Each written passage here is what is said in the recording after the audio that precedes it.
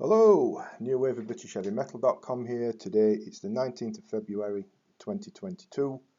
As usual, before we get into it, if I could ask you please to subscribe to the channel if you haven't already, that'd be marvellous, big help, and I'd appreciate that.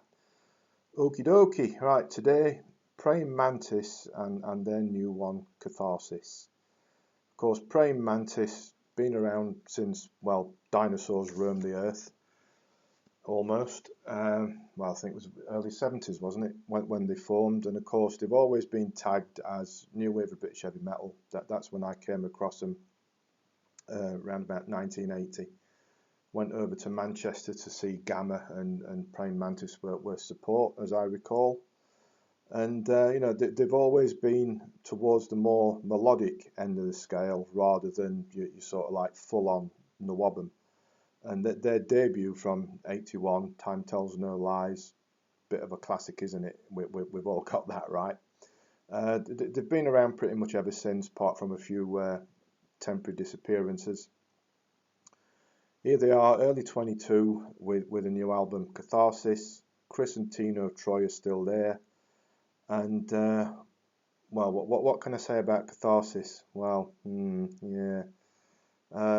My opinion, and it is just my opinion, which might not be yours, but it's I don't think it's that great, unfortunately. I really don't, and which is a bit painful to say given it's Praying Mantis.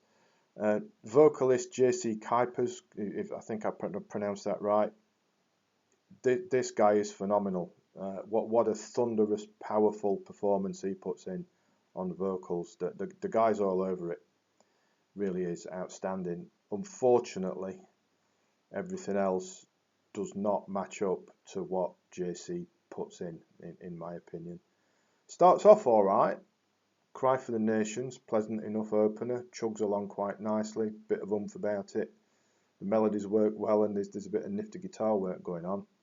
After that, find the biggest cliff and jump off it. I mean, my opinion, but bar a late save, and I'll get to that. What comes after Cry for the Nations is, well, generally generic, turgid, uninspired, samey-sounding AOR, really. There's not much to recommend it at all.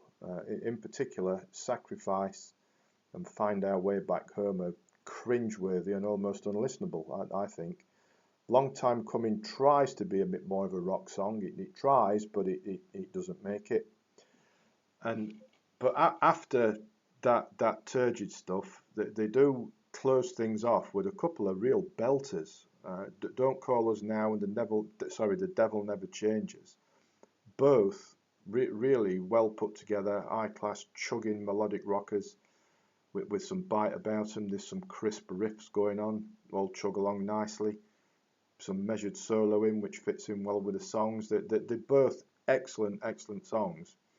But both Don't Call Us Now and The Devil Never Changes, and it does make you wonder if Praying Mantis can still write stuff as good as that. Why is the rest of it so bad?